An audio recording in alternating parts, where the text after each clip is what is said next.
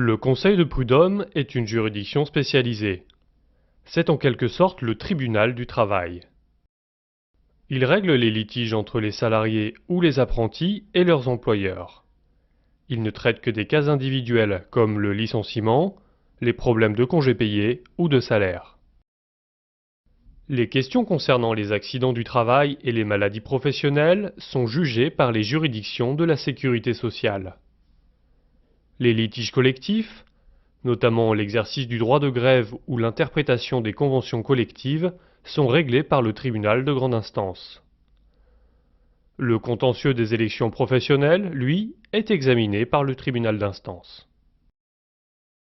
Le Conseil de prud'homme est une juridiction paritaire. Les affaires sont tranchées par des juges issus du monde du travail. Les conseillers prud'hommes sont donc des juges non professionnels élus par les salariés et par les employeurs. Pour représenter au mieux tous les métiers, le Conseil comprend 5 sections.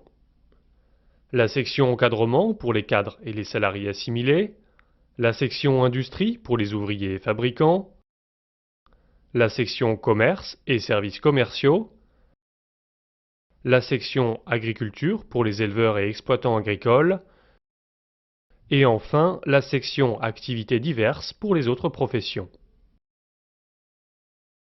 Face à un litige, le Conseil de prud'homme va tenter de concilier les parties, pour que l'issue ne soit pas imposée, mais négociée et acceptée.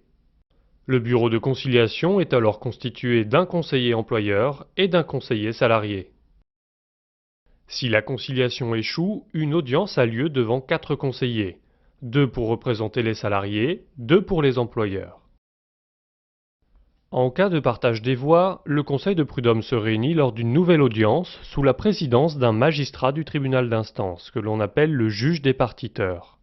En sa présence, le nombre de votes passe en nombre impair et départage les conseillers. Le juge peut aussi trancher seul après avoir recueilli l'avis des conseillers. Dans les différents bureaux, le greffier prend note du déroulement des débats, met en forme et authentifie la décision.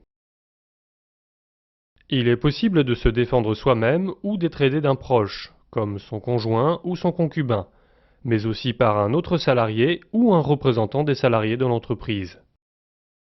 Il est aussi possible d'être assisté d'un avocat. L'avocat représente et défend les intérêts de son client.